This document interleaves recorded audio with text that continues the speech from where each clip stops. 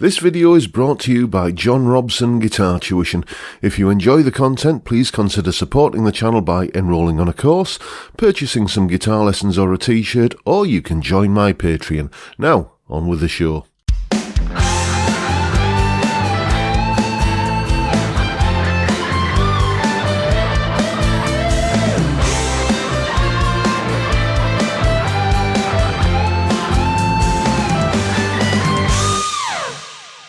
Hello chaps, welcome once again to John Robson Guitar Tuition. As always, I do hope you're well. Are you old enough to remember the days when top 40 hit singles had those kind of guitar solos in them? Yes, it's been a while, hasn't it?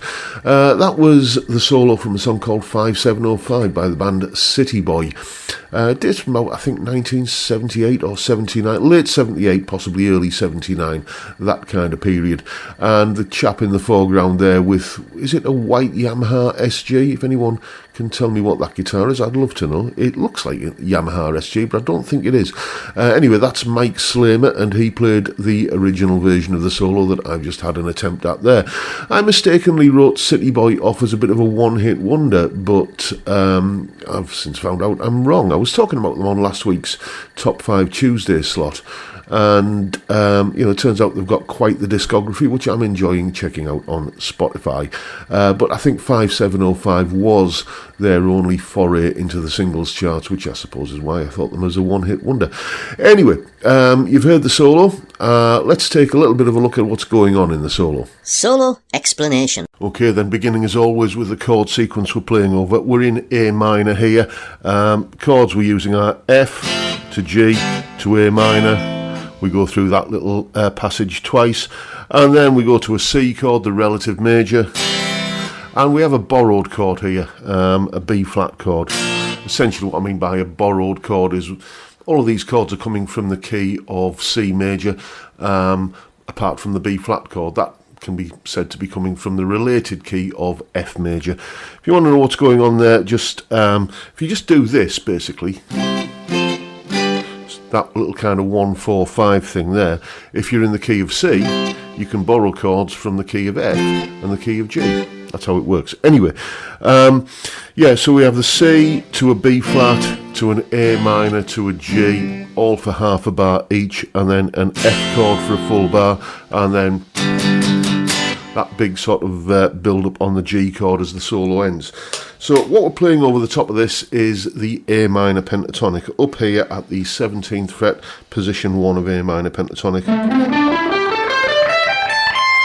Like that. All of the notes in this solo, apart from one, come from that scale pattern there. The only other note we're adding in is the B note in between the A and the C. A couple of places in the solo where he plays that run there, adding the B note in between, just as a stepping stone from the A to the C. We begin the solo with this big G to A bend here, and then you see that little kind of walk up there, A, B, C, and then onto the D note at the 19th fret on the 3rd string. Like that, and then we're pretty much at the end of the first half of the solo there. We then come in with this little phrase here.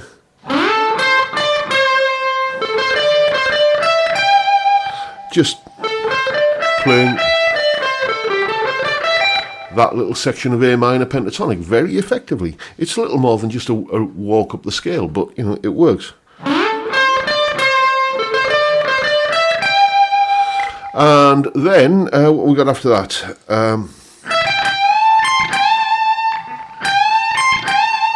Again, that big G to A bend there, catching the C note at the 20th fret on the top E string.